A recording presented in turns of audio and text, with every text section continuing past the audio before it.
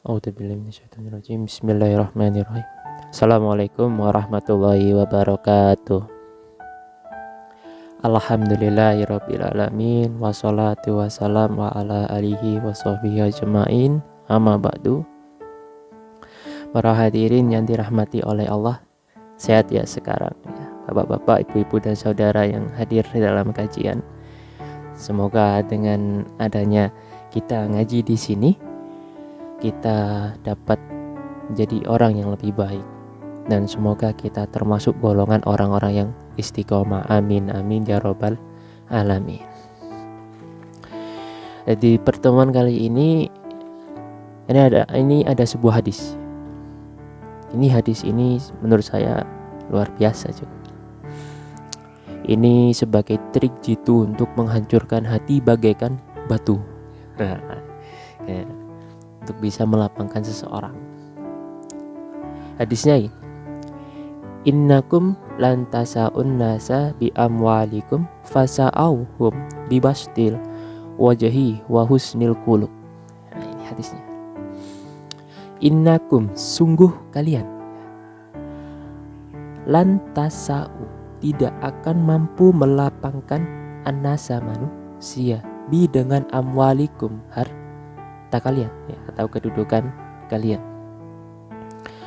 Fa, maka sa'au, lapangkanlah mereka, bibasti wajhi, dengan kemanisan muka, wa dan husnil qulub, budi pekerti yang bagus.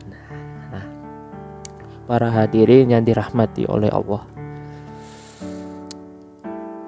ketika kita berdakwah ya, tidak hanya berdakwah sebenarnya, semua kegiatan kehidupan sehari-hari, ketika kita berinteraksi dengan keluarga, dengan istri ataupun anak, ataupun dengan saudara, ataupun dengan tetangga, atau kita berinteraksi dengan masyarakat, saat kita bekerja berinteraksi dengan teman, atasan, atau bawahan, atau dan lain sebagainya, ketika kita ingin melapangkan hati atau inginnya mereka supaya bisa bekerja atau ketika berinteraksi bisa lebih baik, ketika kita menggunakan harta atau kedudukan kita atau status sosial dalam kehidupan kita, itu tidak bisa untuk melapangkan hati manusia.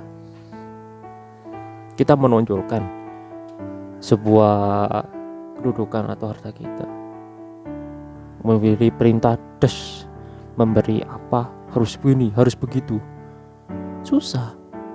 Mereka yang ketika ditekan sama kita seperti itu, bukan malah lapang dadanya ya, malah sempit, malah isinya orang itu kok sakar pede, yang mentang-mentang punya kedudukan atau mentang-mentang punya status sosial atau harta yang banyak, sehingga apa yang diomongkan harus mengikuti dia.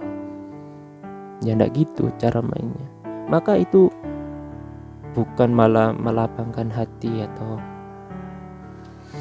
atau sikap manusia tersebut, malah jadinya memperkeruh suasana.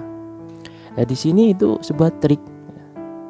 Lewat hadis ini Rasul memberi trik pada kita sebenarnya, yaitu dengan bibasti wajhi wa husnil qulub, kemanisan muka dan budi pekerti yang bagus. Bibasti wajhi itu, kemanisan muka itu seperti apa? Tentu saja pertama kita menggunakan senyum, salam, sapa dan lain sebagainya ya, yang sekiranya baik. Teman, mimik wajah itu juga menunjukkan sikap. Mimik wajah itu akan menunjukkan sikap.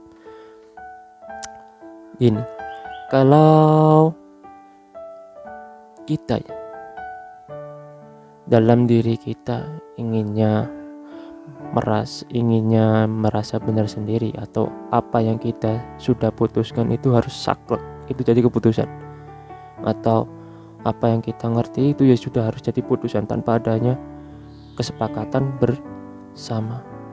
Meskipun kita senyum-senyum senyum-senyum kita itu bukan malah senyum-senyum membawa kemanisan muka ya, malah senyum-senyum ngeledek ini ya, sehingga malah menjadikan suasana itu keruh. Kemanisan muka ya kemanisan muka yang tulus. Kita memang inginnya melakukan kebersamaan untuk melakukan tujuan bersama, kita memutuskannya juga melalui kebersamaan. Ketika kita inginnya mencapai suatu hal, kita rembukan sama-sama ingin mencari sebuah solusi. Ketika ada masalah bukan malah menambah masalah atau memperkeruh masalah. Kita inginnya mencari sebuah solusi demi kebaikan bersama. Langsung kita tunjukkan gimana. Bukan malah didulukan marah-marahnya dulu, menyalahkan satu ini, menyalahkan yang itu, malah nggak karu-karuan. Itu pun juga berlaku dalam keluarga ya.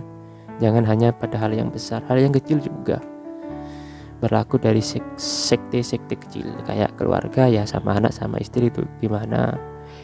Sama kok, juga perlu kita menunjukkan kemanisan wajah wibasti, karena kita ingat tadi, untuk menghancurkan hati bagaikan batu atau melapangkan manusia atau mendidik juga ini.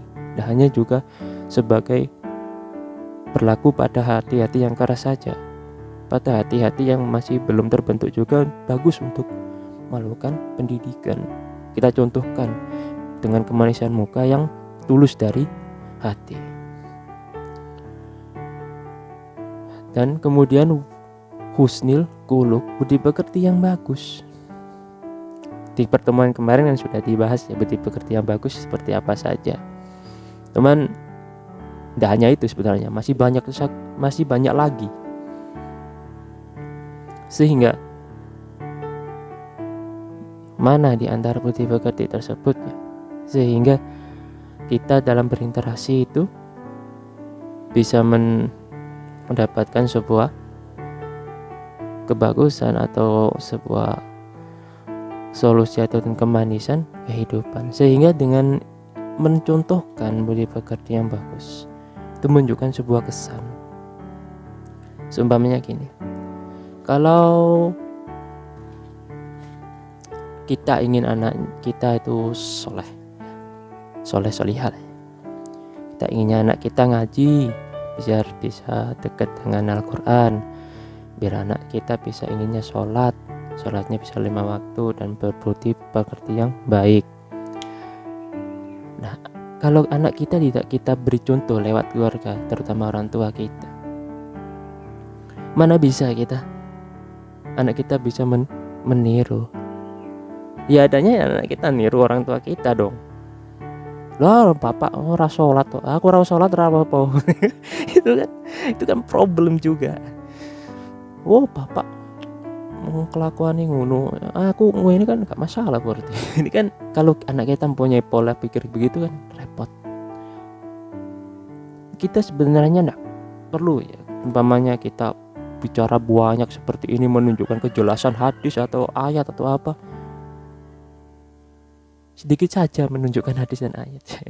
Kalau besar gitu, kalau memang mereka ingin belajar ya kita tunjukkan banyak. Kalau yang kecil enggak perlu kita banyak-banyak. Kalau perlu enggak perlu langsung tunjukkan kayak pemain hadis innakum la tasawunasa, kamu harus begini loh, hadisnya begini, itu malah membuat tekanan. Ya kita contohkan langsung begitu pekerti yang bagus seperti apa, kemanisan muka itu seperti apa.